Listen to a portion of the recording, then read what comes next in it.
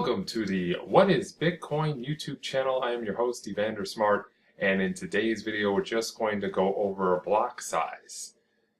You may have heard of the term a blockchain. That has been the catchphrase of 2015, very popular technical phrase, especially used now in the banking industry. A lot of major banks and corporations are starting to make their own private blockchains.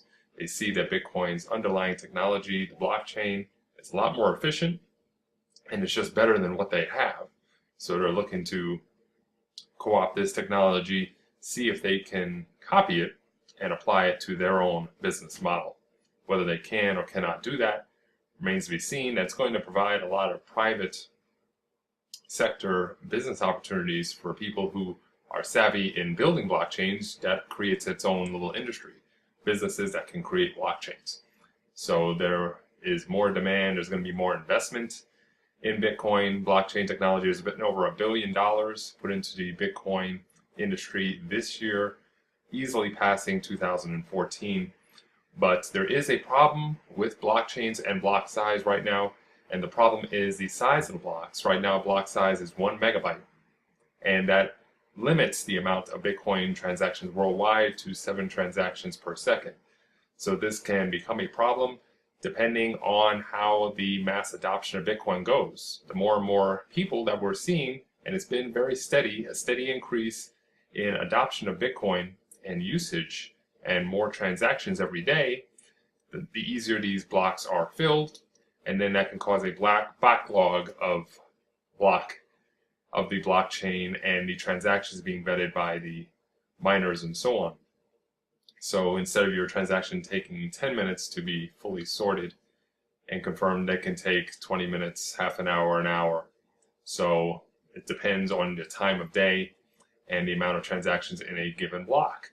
So in 2016, as again mass adoption of Bitcoin continues on its consistent path forward, we're going to need to increase block size. So there are 2 Bitcoin improvement proposals, or BIPs, out there that work specifically on the block size debate, and this has been going on all year. Do we use BIP 100 or BIP 101? The miners like BIP 100, and that would take the 1 megabyte block size in 2015 and increase it to about 2 megabytes, and then it would schedule an increase as we go along. The corporate community, the Coinbases, the BitPays, the Circle, the major companies, they like BIP 101. And Bitcoin Improvement Proposal 101 is to basically take the block size from 1 megabyte all the way up to 8 megabytes right away. And the problem is the miners, which are mostly in China, don't like that because they don't have the bandwidth and their market does not have the scalability to go from 1 to 8 right away. So they prefer BIP 100, and I agree with them. There's going to be a lot of empty blocks. There's not enough traffic or not enough transactions to need an 8 megabyte block at this point. So I would have, if I had to choose between the two, I would choose BIP 100. My question is, why don't we just not have a limit at all? The internet does not have a limit on how much data you can use. The only limit may be your exact plan. If you have a data plan on your cell phone or something like that, then you may be limited based on what your provider wants to charge you. But it's not based on any technical issues. So why don't we just have a block that is infinitely adjustable, and some blocks would be half a megabyte and some blocks would be 4 megabytes based on supply and demand.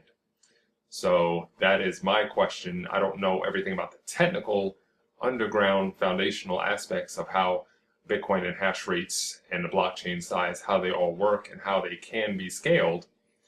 But I think that we should model a successful model like the internet and make it infinitely adjustable. So it can be adjusted on the fly as needed, and there are no technical limits. So I would love to hear what you have to say about that. If you are a miner or you have some technical expertise in Bitcoin, please put your comments below. I'd love to hear what you think. I'd love to learn more about how this problem can be solved. We're going to have a Scaling Bitcoin Conference number 2 in Hong Kong on Sunday. So just in a couple of days, the greatest minds in Bitcoin, the technical leaders, are going to go to Hong Kong, and they're going to discuss this very issue.